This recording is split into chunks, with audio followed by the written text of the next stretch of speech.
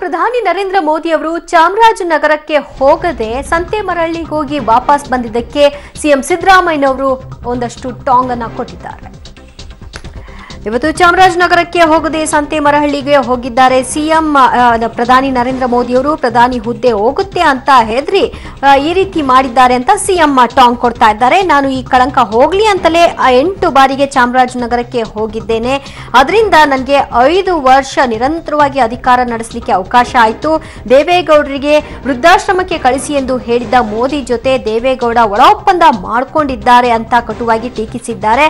ನನ್ನ ಎದುರಾಳಿ ಜೆಡಿಎಸ್ ಅಭ್ಯರ್ಥಿ ಜಿಟಿ ದೇವೇಗೌಡ ಬಿಜೆಪಿ ಇದ್ದಲ್ಲಿ ಜೆಡಿಎಸ್ ಬೆಂಬಲ ಕೊಡ್ಲಿ ಎಂದಿದ್ದಾರೆ. ಧಾರವಾಡದ ನವಲಗುಂದ ಸಮಾವೇಶದಲ್ಲಿ ಸಿಎಂ ಈ ಹೇಳಿಕೆಯನ್ನ ಕೊಟ್ಟಿದ್ದು, ಚಾಮರಾಜನಗರಕ್ಕೆ ಹೋಗದೆ ಸಂತೆಮರಳ್ಳಿಗೆ ಹೋಗಿದ್ಯಾಕೆ, ಪಿಎಂ ಅಧಿಕಾರವನ್ನ ಕಳೆದುಕೊಳ್ತಾರೆ ಅನ್ನುವಂತಹ ಭೀತಿನ ಅಂತ ಪ್ರಶ್ನಿಸಿದ್ದಾರೆ.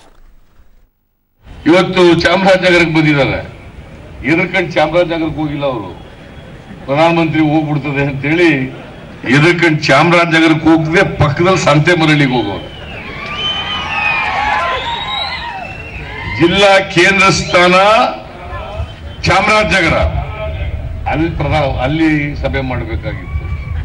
ಅದ್ರ ಪಕ್ಕದಲ್ಲಿ ಸಂತೆಮರಳ್ಳಿಗೆ ಹೋಗಿದ್ದಾರೆ ಎದರ್ಕಂಡು. ಯಾಕಂದ್ರೆ ಚಾಮರಾಜನಗರಕ್ಕೆ ಹೋದ್ರೆ ಕುರ್ಚಿ ಹೋಗ್ಬಿಡ್ತದೆ ಅಂತ ಭಯ. ಆ ಯಡಿಯೂರಪ್ಪನು ಹೋಗ್ಲಿಲ್ಲ.